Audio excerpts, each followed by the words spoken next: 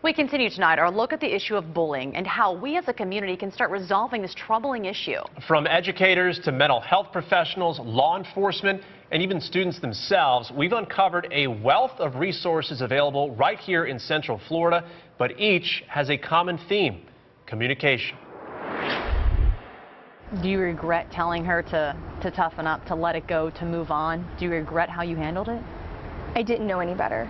Many parents feel unequipped or ignored when they try to get involved in the bullying their children are experiencing. So community resources become a vital tool for families trying to make things better. One that's available to anyone, anywhere, the Speak Out Hotline. Our #1 tip is about bullying. That's the most common that we get. Operated by the same group that runs Crime Line, Speak Out is anonymous and can offer a variety of options to help. They take calls about students who may harm themselves, parents looking for some advice, and most critical, witnesses. Plus, if your call to the Speak Out Hotline stops a bully, you could get a paycheck. We pay kids to clean their room. We pay kids to get good grades. Why would we not pay them for making a good decision to help another student out or to resolve an unsafe situation on a campus? Turns out, kids may be the best resource to stopping bullies, and that's where the student-led To Be Kind, or TBK, comes in. I think To Be Kind has made being nice cool. I like it.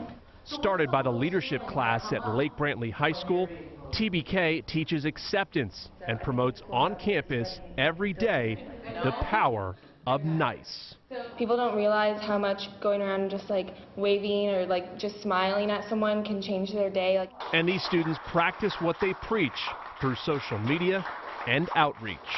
Because our kids here at Lake Brantley High School are going to the elementary schools and teaching those students and passing it down what it means. But sometimes the answer for kids lies with the adults in their lives. Really opening that door to talk about what bullying is and maybe the things that they're observing. Amanda Montgomery is a licensed social worker at Nemours.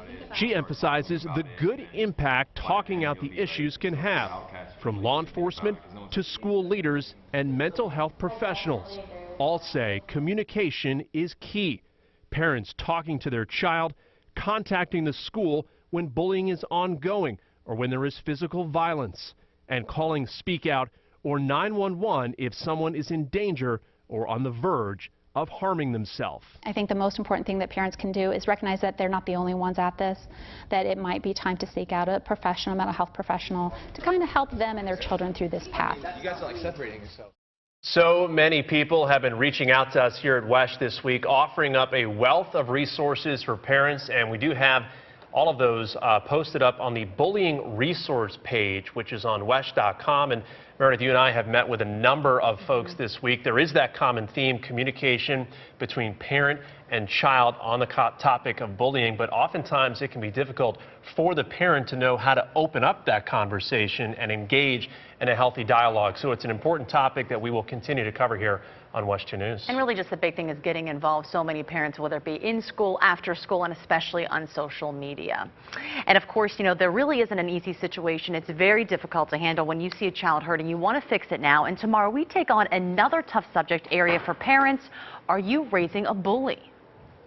If it is okay at home to be teasing or putting down or to talk negatively about people, children are sponges and they really pick up on the things that they see their parents do or the attitudes that they embrace.